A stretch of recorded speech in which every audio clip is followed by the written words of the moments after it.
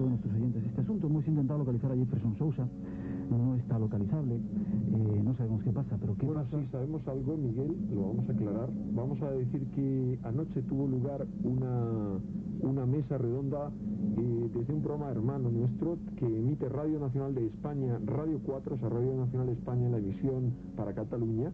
Es un programa hermano nuestro que tiene buena audiencia en Cataluña, que dirige Paco Ballester, el Gran Sabbat, y ahí se estuvo hablando de Jefferson Sousa, pero se le invitó y dijo que estaba cansado. Tampoco esta noche hemos podido localizarle.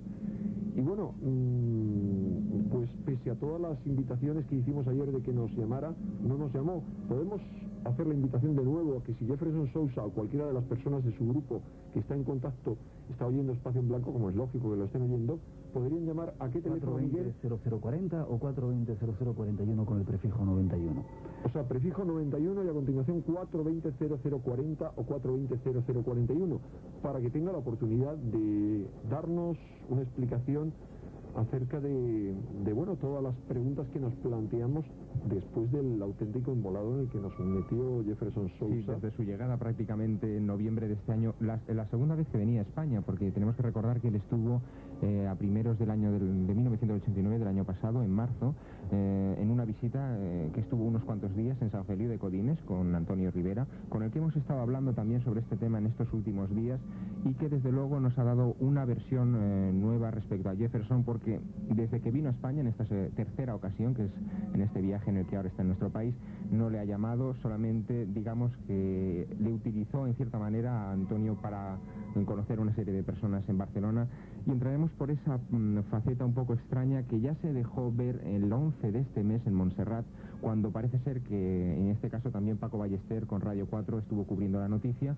en una especie de intentar crear otro grupo como el que tiene ahora mismo Luis José Grifol, pues intentó atraer sobre sí la atención con un espectáculo que muchos han calificado de bochornoso. Hay que recordar que Jefferson Sousa decía ser un ex agente de una agencia y que su misión era intoxicar, y entonces aquí nuestro programa estuvo, parece ser, contando la verdad. Pero hay mucha gente que lo ha escuchado al mismo tiempo en otras emisoras, algunos oyentes en otros programas, en emisoras de Radio Nacional, contando todo lo contrario que nos contó a nosotros aquí en el Espacio en Blanco. ¿Qué pasa? Pues lo que pasa sencillamente es que este señor ha estado contando versiones contradictorias a una serie de personas. Es un personaje realmente, vamos a decir, siniestro, porque a cada persona con la que hablaba, y en eso nos hemos puesto más o menos de acuerdo todas las personas que hemos hablado con él en este periodo, les contaba lo que ellos querían escuchar.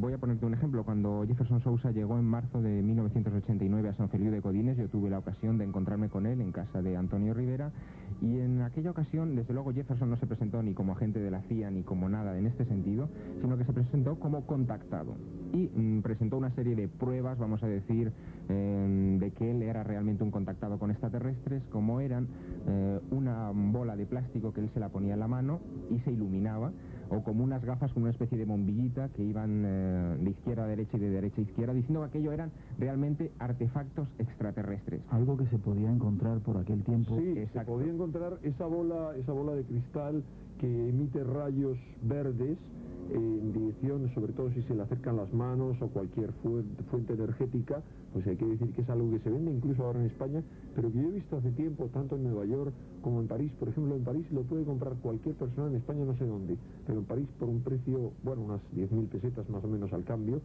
y se puede encontrar en el Museo de la Ciencia en la Villette, en el Museo de la Ciencia y la Tecnología francés lo venden, y él lo presentaba con unas cosas extraterrestres. Igualmente con esas gafas de las lucecitas, he visto gente que lo ha podido comprar en casi cualquier lugar porque se han puesto muy de moda. Exacto, pero en aquella ocasión, en marzo del 89, digamos que este tipo de aparatos se llegaba a España por catálogo. Ahora esto ya se puede comprar en algunos bazares y en algunos lugares de este tipo, pero en aquel momento él lo presentó como prueba fehaciente de que él era un contactado con extraterrestres. Al ver que los españoles no colaba aquella historia, que no nos creíamos todo aquello. No nos tragábamos la bola, que es lo que se dice en el lenguaje popular. Y al ver que estábamos realmente interesados, sobre todo en este caso Antonio Rivera, con esas investigaciones que llevaba sobre el tema Majestic 12, Matrix, que había empezado a surgir en aquel momento, vuelve después, en noviembre de este año, con papeles debajo del brazo de cuestiones que él había podido recuperar en Estados Unidos. Pero no nos engañemos, los papeles que le había conseguido, que eran cartas de Lee Graham, un investigador norteamericano que ha estado haciendo numerosas peticiones al Senado y a distintos organismos oficiales, cartas de William Moore, etcétera, son documentos que cualquier ufólogo o cualquier interesado medio en el tema OVNI en Estados Unidos puede conseguir, es decir, que no hace falta que el hombre haya tenido que escarbar mucho para traer esos documentos de España. No son documentos secretos, etcétera, ¿no? No, es unos documentos que más o menos estaban al alcance de todo el mundo en Estados Unidos. De hecho, muy recientemente nos llegaba a través de Vicente Juan Ballester de Valencia la propia conferencia de William Moore, en la que desvelaba toda su vinculación con los servicios de inteligencia, y se hace mención a todas estas cartas de Lee Graham, etcétera, que son Vox Populi en Estados Unidos, y que Jefferson accedió a ellas y trajo aquí como material en exclusiva, tratándonos de, en cierta manera, encaminar nuestras investigaciones cuando no eran así. Y que ya hemos aclarado, aunque en esa conferencia lo tenemos en detalle, que en esa conferencia este hombre, que recordemos, William Moore es el autor, junto con Charles Berlitz, del libro El Incidente, o sea, el incidente de Roswell, el platillo estrellado en Roswell, y también del experimento Filadelfia, y él reconoce que él ha sido una de las personas que ha trucado, que ha escrito el famoso informe Majestic 12, el famoso memorándum presuntamente dirigido al presidente Eisenhower, y que dice que él participó en este fraude, pero en colaboración con miembros de los servicios de inteligencia, como una operación de intoxicación. Ya hemos hablado de ello en el programa, y ahora sería bastante complejo, nos llevaría mucho tiempo volver al tema. Pero bueno, lo interesante es que, en vista de todo esto, yo acudí, como sabéis muy bien, al Congreso de Aro, al Congreso que se celebró en Aro y en el cual se otorgaron los premios Paracelso. Hay que recordar que el premio Paracelso de Radio se le otorgó a Espacio en Blanco, en la persona de su director, Miguel Blanco. Pues sabiendo esto, y que yo tenía un poco la intención de plantear ahí un coloquio, en el coloquio abierto, plantearle toda una serie de preguntas, decirle por qué estaba contando todas estas batallitas, desenmascararle, en otras palabras, pues yo me llevé la sorpresa de que mantuve con una charla bastante detenida durante 4 horas, y él me embaucó de mala manera, igual que anteriormente había embaucado, pese a su maravillosa buena fe, Antonio Rivera. Me embaucó a mí, pero por otra vía muy distinta. Poco a poco empezó por invitarme a dar conferencias en Estados Unidos, patrocinadas por la gente con la que él está allí en contacto, con este militar americano, Wendell Stevens, y por otra gente. Siguió haciéndome la oferta de que este viaje podía llevar a otras personas, y él me sugirió, no por nada, los nombres de Javier Sierra y de Manuel Carballal. ¿Por qué? Sencillamente porque eran las personas aquí que le podían hacer daño en España, porque estaban al tanto, como yo, de toda esta manipulación, esta vasta manipulación, y era una manera, como otra cualquiera, de comprarnos. Siguió ofreciéndome dinero en cantidades, y diciéndome claramente que lo que él quería por todos los medios, que él sabía que yo iba a ir a atacarle, y que eso podía ser muy grave para él y para mí. Yo le pregunté que por qué, y dice, no, nada más que te puedo decir que eso no debes hacerlo porque puede tener consecuencias muy graves.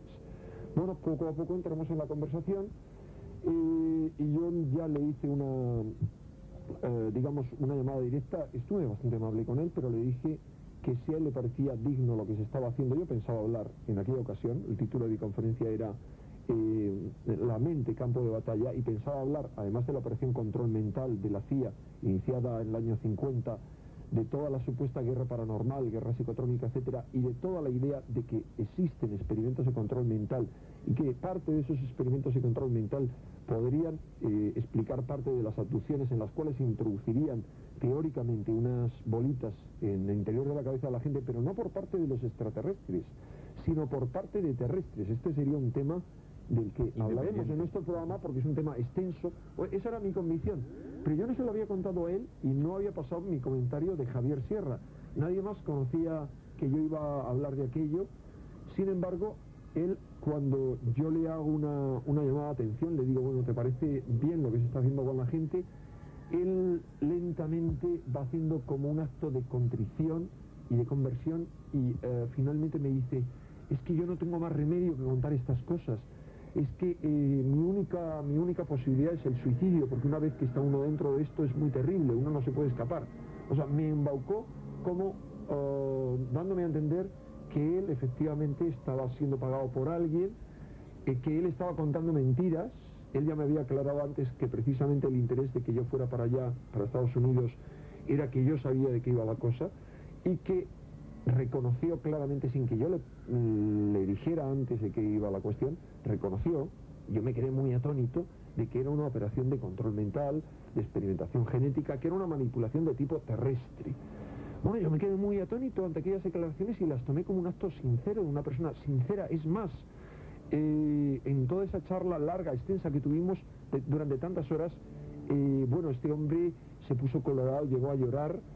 Desde luego es un magnífico actor y reconozco una gran inteligencia en él, e insisto, me embaucó de mala manera. Tú sabes, Miguel, que yo estaba aquí muy emocionado cuando llegué y procuraba encubrirle por todos los medios. En aquella entrevista que han oído nuestros oyentes, que se emitió, había sido grabada, y que al final de esa entrevista yo hacía la advertencia de que nos había embaucado.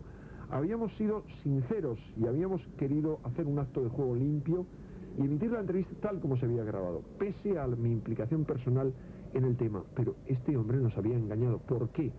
Porque después de aquellas declaraciones asombrosas en aquel Congreso de Haro, a las que yo luego me uní en mi conferencia, diciendo a la gente que aquello que él contaba era lo que yo iba a contar y que yo estaba totalmente de acuerdo, lo que hay que decir es que su juego iba más allá. Entre otras cosas, trató de enemistarme con Antonio Rivera, empezó a transmitirme información personalmente, y tú recuerdas, Miguel, que lo hizo aquí, de que hay investigadores españoles, ufólogos españoles que están pagados por servicios extranjeros, etcétera, etcétera. Pero lo importante de todo esto es que él ha seguido mintiendo, él ha seguido embaucándonos. Yo, pese a aquello, vi que había cosas que no eran ciertas. Por ejemplo, en su agenda electrónica, que me permitió ver buscando algunas informaciones, había cosas absolutamente aberrantes. Por ejemplo, tenía en inglés puesto día tal, party, o sea, fiesta, en casa de Shirley MacLaine con Jack Nicholson, y a mí me sonaba auténtico chiste. Bien, lo que hay que decir es que suena auténtico chiste todo. Yo no sé este hombre si pretenderá introducir solamente desinformación, será este el propósito verdadero, o sin más tratará él de convertirse en una persona conocida. Si es así, si él trata de promocionarse, ese es el favor que le estamos haciendo todos. Y yo creo que lo mejor que podríamos hacer a la ufología, a los aficionados al tema, etcétera, es olvidarnos de Jefferson Sousa. Pero le queremos dar aquí una oportunidad, y es que él nos explique en directo por qué estas idas y venidas, por qué estas informaciones confusas, y por qué, después de contar esto a su grupo, a la gente con la que él trabaja y que le han llegado a pagar viajes y que le han apoyado en Cataluña, ¿por qué le sigue contando las mismas tonterías del principio? Un minuto, Javier, para acabar de aclarar este tema. Sí, bueno, de hecho parece ser... creó una serie de grupos en Granollers, en Vendrell y en San Feliu de Codines, con una serie de personas que estuvieron apoyándolo incluso económicamente, y que llegaron, o Jefferson intentó que le financiasen viajes suyos a México, a Frankfurt, en fin, a una serie de capitales que realmente, bueno, pasan ya casi de lo paranoico. Y de hecho, uno de los mitos que envolvían a Jefferson Sousa era que él tenía 22 años, que era una persona muy joven, que había mantenido todo este tipo de relaciones muy prematuramente, etcétera. Y en repetidas ocasiones, tanto en su primera visita, en que, vamos, le pedimos la documentación para que, bueno, comprobar en cierta manera si él tenía esos 22 años, como en esta segunda visita, que delante de mí en Barcelona, en una presentación de un libro de Sinesio Darnell, Manuel Carballal le pidió que le enseñase el pasaporte. En aquellas ocasiones siempre se negaba a enseñar el pasaporte, diciendo que no lo llevaba, que solamente llevaba su computadora de bolsillo y que no podía enseñárnoslo. Jamás hemos podido comprobar ni la verdadera identidad de Jefferson Sousa, ni la edad, ni nada que se le pareciese. Alguien parece ser que está mintiendo. Atentos, que hay mucha gente por ahí en este mundo intentando aprovecharse de las personas.